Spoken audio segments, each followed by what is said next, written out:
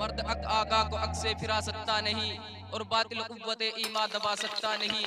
जबरो इस्तिबदाद जुल्मो जोर हो तो क्या हुआ, सर कटा सकता है मोमिन सर झुका सकता नहीं। इस प्रोग्राम को आगे बढ़ाते हुए इसी मदरसे के तालिब इल्म मोहम्मद अनस मैं उसे दावत दे रहा हूं कि वह आए और मुख्तसर वक्त में अपनी तकरीर पेश फरमाएं।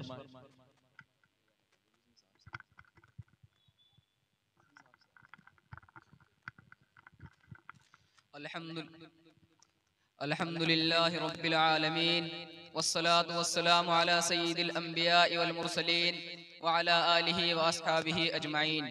मुहतरम असातिज़ा इकराम और मुअज़्ज़ज़ सामाईन इकराम, अज़ीज़ साथियों, हिंदुस्तान की तारीख में अनगिनत अय्याम ऐसे देखने को मिलते हैं जिन्हें गैर मामूली खुसूसियात हासिल है, मगर दो दिनों को जो तारीखी हैसियत और मर्तबा हासिल है वह हिंदुस्तान की तारीख में किसी और दिन को हासिल नहीं। अजीज साथियों, क्या आपको मालूम है वो दो दिन कौन से हैं जिन्हें इम्तियाज मिला है? इस अजीम मजलिस में थोड़ी देर उन्हीं दो दिनों से मुताल्लिक चंद मुफीद बातें आपके गोशे गुजार कर दूं। जिन दोनों को यह मर्तबा हासिल है, एक 15 अगस्त और दूसरा 26 जनवरी जो आज की तारीख है। हजरात सामाईन, जब 15 अगस्त की सुबह होती है और आसमान पर सूरज जलवे फगन होता है तो उसकी हसीन किरणों की सुनहरी चादर में लिपटी हुई एक तारीख होती है जिसके बाब बाब में एसार कुर्बानी की तवील वारिस दास्ता होती है। सतर सतर और अरफ अरफ में हिरियत पसंदों की वतन दोस्ती, उलुल अज़मी, हौसला मंदी, आला ज़र्फी, सब्र और इस्तिकामत, जहद मुसलसल से ही वो फहम का एक आला नमूना मिलता है और किसी भी कौम की तामीर मुस्तक़बिल के लिए एक जज्बा उभरता है। यही वो दिन है जिस दिन से कबल हिंदुस्तान अंग्रेजों की गुलामी की जंजीर में जकड़ा हुआ था। हिंदुस्तान का हर बाशिंदा अमन व अमान का तलबगार था। हर शख्स अंग्रेजी जुल्म व इस्तिबदाद से पनाह ढूंढता था। हिंदुस्तानी शोहरत पामाल थी, हिंदुस्तानियों पर जीना आराम था। अंग्रेजों ने पूरे हिंदुस्तान पर अपना तसल्लुत जमा रखा था। अमन व शांति का गला घोंट डाला था। हैवानियत व दरिंदगियत का परचम लहराया जा रहा था। औरतों की इज्जत व नामोस को बेदरीक पानी की तरह बहाया जा रहा था। इंसानों का खून अर्जा हो गया था। मासूम बच्चों के खून से अंग्रेजी खूंखार अपने हथियार से अकल कर रहे थे। ऐसे माहौल में अंग्रेजों के खिलाफ बोलने की किसी के अंदर हिम्मत न थी। ऐसा लगता था अगर किसी ने अपनी जबान खोली तो उसकी आवाज सदा बसरा साबित होगी।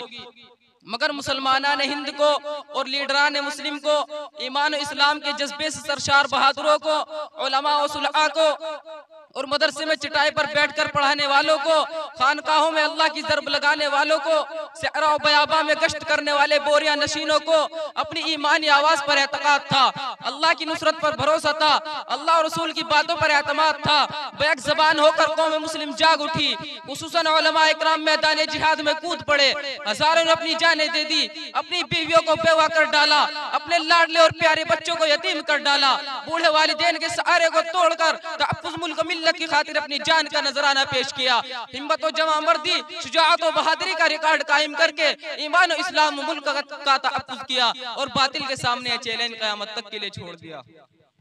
मर्द अक आगा को अक से फिरा सकता नहीं और बातिल कुव्वत ईमा दबा सकता नहीं। जबरो इस्तिबदाद जुल्मो जोर हो तो क्या हुआ, सर कटा सकता है मोमिन सर झुका सकता नहीं।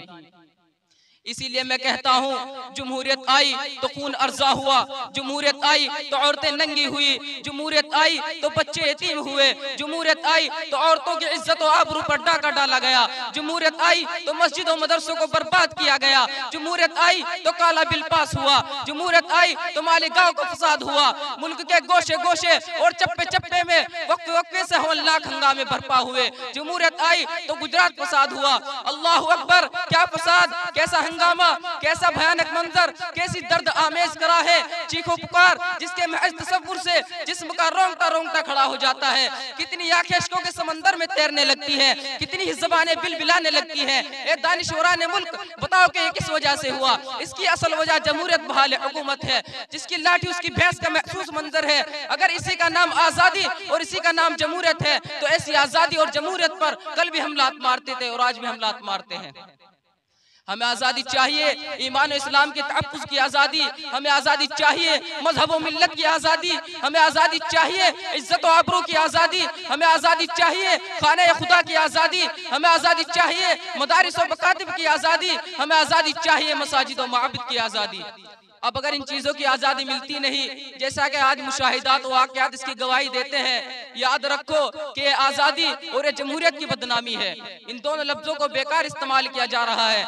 अजीज दोस्तों, क्या ये सब होता रहेगा और हम खामोश तमाशाई बने रहेंगे?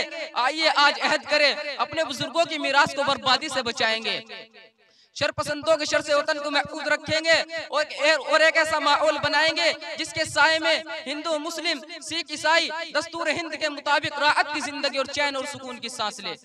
जालिम अपने जुल्म से बाज आए और दाद खाहों को इंसाफ और गरीबों की आवाज सुनी जाए, मुहताजों के दर्द को बांटा जाए और एक सालिह मुआशरा वजूद में आए। ऐ मुसलमानों, आओ हम अपने कौल व फ़िल, नशिस्त बर्खास्त, तौर तरीक़ से आज़ादी का सही मफ़हूम वाज़े करें।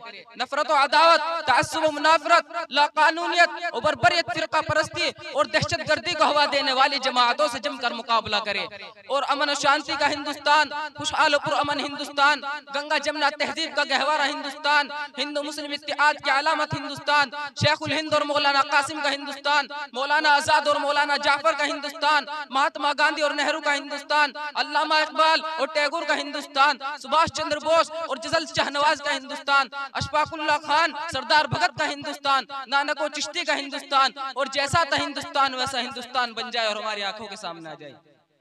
मजहब नहीं सिखाता आपस में बैर रखना, हिंदी है हम वतन है हिंदुस्तान हमारा, हुमा अलैना इल्लल बलाग।